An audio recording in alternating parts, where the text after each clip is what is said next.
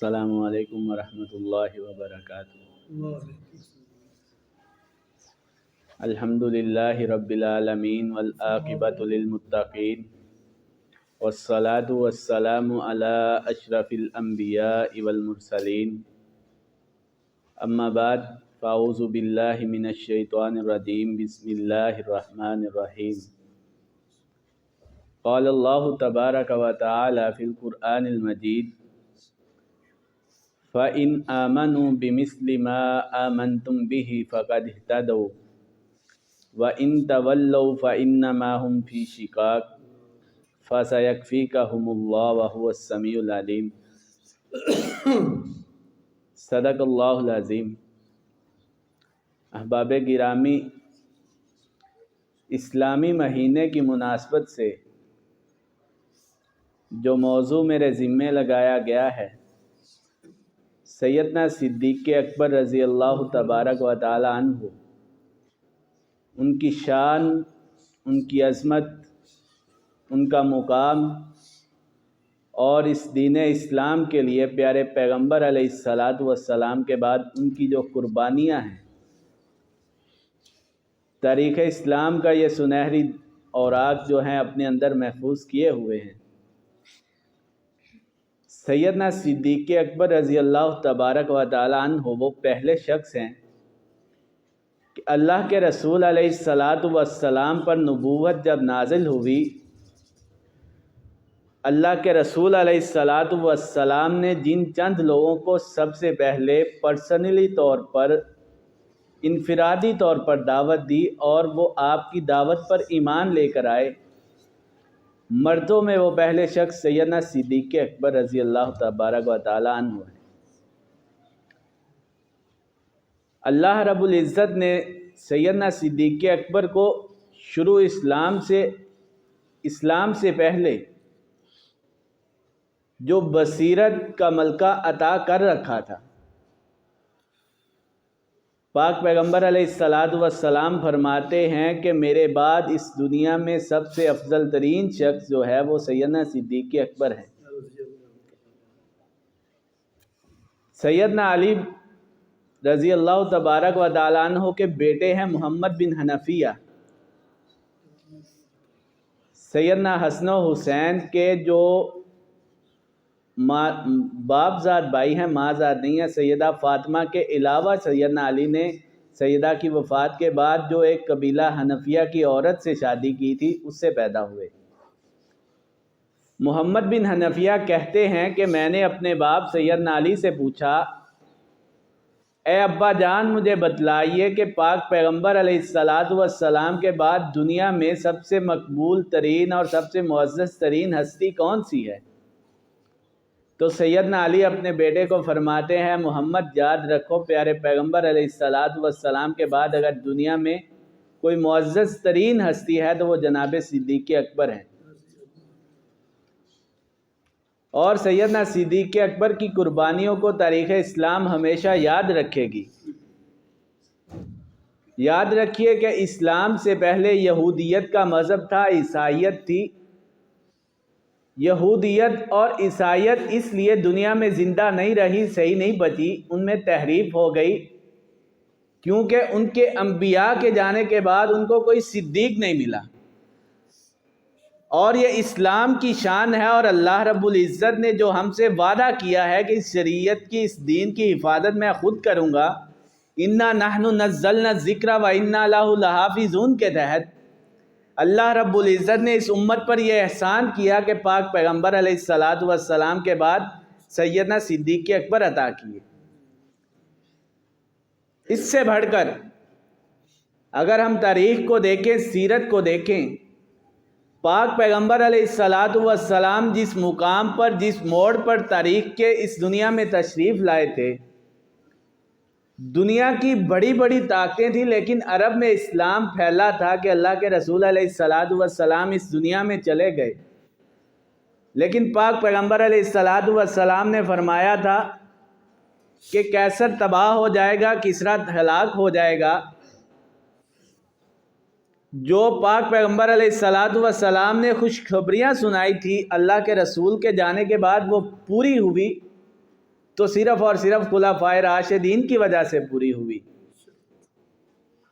اللہ کے رسول علیہ الصلاۃ والسلام کے جانے کے بعد حالت یہ تھی کہ منافقین نے پروپیگنڈا شروع کر دیا انصار کے درمیان کہ تم نے اللہ کے رسول علیہ الصلاۃ والسلام کی بڑی مشکل وقت میں مدد کی ہے، تم خلافت کے حقدار ہو۔ اللہ کے رسول علیہ الصلاۃ والسلام کا جسد خاکی ابھی سیدہ عائشہ کے حجرے میں پڑا ہوا ہے، لیکن منافقین نے اپنی جو خباثتیں تھیں وہ شروع کر دی۔ اس وقت اس امت کو سنبھالنے والی اگر اس دنیا میں کوئی ذات ہے تو وہ جناب صدیق اکبر کی ہے۔ اللہ کے رسول علیہ الصلاۃ والسلام نے اپنی زندگی کے آخری جو لمحات تھے، آخری دن تھے، ان دنوں میں ایک لشکر تشکیل دیا تھا۔ سیدنا زید بن حارثہ کے بیٹے سیدنا اسامہ بن زید، ان کا لشکر روانگی کے لیے حکم دیا۔ سیدنا اسامہ بن زید اپنے لشکر کو لے کر مدینہ سے باہر نکلے، پڑاؤ کیا، اور اس پڑاؤ کرنے کے بعد خبر ملی کہ پاک پیغمبر علیہ الصلاۃ والسلام اس دنیا سے رخصت ہو چکے ہیں۔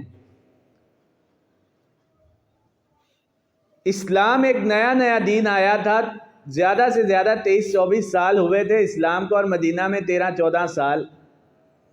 کوئی اتنی بڑی سپر پاور نہیں تھی، اتنی قوت نہیں تھی۔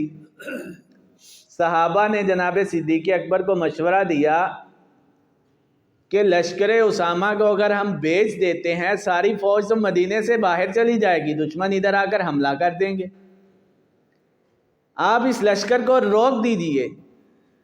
تو سیدنا صدیق اکبر فرماتے ہیں کہ میری یہ جرت نہیں ہے کہ پاک پیغمبر علیہ الصلاۃ والسلام کسی چیز کو، کسی کام کو کرنے کا حکم دے دیں اور میں صدیق اکبر اس کو روک دوں۔ میرے پیغمبر علیہ الصلاۃ والسلام کے جانے کے بعد سیدنا صدیق اکبر کا یہ دوسرا بڑا کام تھا۔ اس کے بعد مدینہ کے اندر جب منکرین زکوٰۃ کا فتنہ کھڑا ہوا، سیدنا عمر فرمانے لگے کہ ابھی اسلام جو ہے وہ اتنا مضبوط نہیں ہے، آپ منکرین زکوٰۃ کے خلاف اعلان جہاد کر رہے ہیں۔ تمام صحابہ اس سیدنا صدیق اکبر کو مشورہ دینے والے ہیں کہ آپ جہاد کا اعلان نہ کریں، لیکن سیدنا صدیق اکبر کی بات سنیے۔ کہتے ہیں میں ابھی تک اس دنیا میں زندہ ہوں، اور میرے زندہ ہوتے ہوئے کوئی بھی شخص دنیا کا رہنے والا، چاہے وہ صحابہ کی جماعت میں سے کیوں نہ ہو، اس دین میں ایک حرف کی کمی نہیں کر سکتا۔ یہ سیدنا صدیق اکبر کا اللہ کے رسول کے جانے کے بعد تیسرا بڑا کارنامہ تھا۔ اور سیدنا عمر فاروق رضی اللہ تبارک و تعالیٰ عنہ اس بات پر رشک کیا کرتے تھے اور لوگوں سے کہا کرتے تھے کہ ابو بکر مجھے اپنی زندگی کی 2 قیمتی چیزیں عطا کر دے، میں اپنی زندگی کی ساری عبادات ابو بکر کو دے دوں گا۔ سیدنا عمر فاروق سے پوچھا گیا وہ کون سی 2 چیزیں ہیں؟ کہنے لگے ایک وہ ہجرت کی رات جو سیدنا صدیق اکبر نے غار ثور میں اللہ کے رسول کے ساتھ گزاری تھی، اور دوسرا وہ سیدنا صدیق اکبر کا معرکہ جو سیدنا صدیق اکبر نے شروع اسلام میں منکرین زکوٰۃ اور مرتدین نے اسلام کے خلاف کیا۔ آج دنیا میں کوئی بھی شخص سیدنا صدیق اکبر کی ذات پر کھڑا ہو کر تان کرتا ہے۔ سیدنا صدیق اکبر یاد رکھیے وہ ذات ہیں کہ اللہ کے رسول علیہ الصلاۃ والسلام بیماری کی حالت میں تھے، بڑی مشکل سے مسجد میں تشریف لائے تھے۔ سیدنا عمر کو دیکھا مصلی پہ جا رہے ہیں، پوچھا صدیق کہاں ہے؟ سیدنا صدیق اکبر ابھی مسجد میں تشریف نہیں لائے تھے۔ صدیق اکبر آئے، اللہ کے رسول نے دریافت کیا صدیق کہاں گئے تھے؟ کہنے لگے اللہ کے رسول مدینہ سے باہر جو میری رہائش ہے میں وہاں گیا تھا۔ اللہ کے رسول علیہ الصلاۃ والسلام نے جناب عمر کو مصلی سے پیچھے ہٹا کر اپنی موجودگی میں جس شخص کو مصلی امامت پر کھڑا کیا وہ سیدنا صدیق اکبر ہے۔ آج ہمارے اس معاشرے میں کچھ لوگ ایسے پیدا ہو چکے ہیں، کچھ ایسے فتنے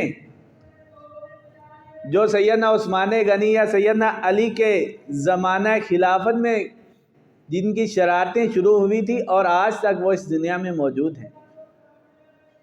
صحابہ پہ تبرہ کرنے والے، صحابہ پہ تان کرنے والے، اور سیدنا علی کی خلافت کا پہلا نعرہ لگانے والے، سیدنا صدیق اکبر کو معاذ اللہ غاصب کہنے والے،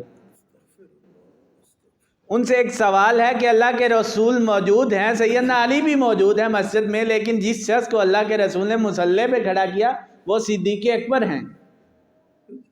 اور جب محمد بن حنفیہ اپنے باپ سیدنا علی سے پوچھتے ہیں کہ اس دنیا میں رسول اللہ کے بعد معزز ترین ہستی کون ہے، تو سیدنا علی اپنے منہ سے کہتے ہیں کہ سیدنا صدیق اکبر ہیں۔ اور سیدہ فاطمہ کی وفات ہوتی ہے، سیدنا علی جس شخص کو اپنی بیوی کا جنازہ پڑھانے کے لیے آگے کرتے ہیں، امامت پہ کھڑا کرتے ہیں، اگر دنیا میں وہ بھی کوئی ہستی ہے تو وہ سیدنا صدیق اکبر کی ہے۔ تو حضرات آئیے ہمیں خلفائے راشدین بالخصوص اور بالعموم تمام صحابہ کا مقام و مرتبہ، ان کے ایمان کی کیفیت، ان کی حالت، اور جو انہوں نے اس دنیا میں اس دین کے لیے، جو دین 1400 سال بعد بھی ہمارے پاس محفوظ ہے، اس کے لیے قربانیاں دی ہیں، ان قربانیوں کو یاد رکھنا چاہیے، اور اگر کوئی صحابہ پر بکے تو اس کا منہ بند کرنا چاہیے۔ اللہ رب العزت سے دعا ہے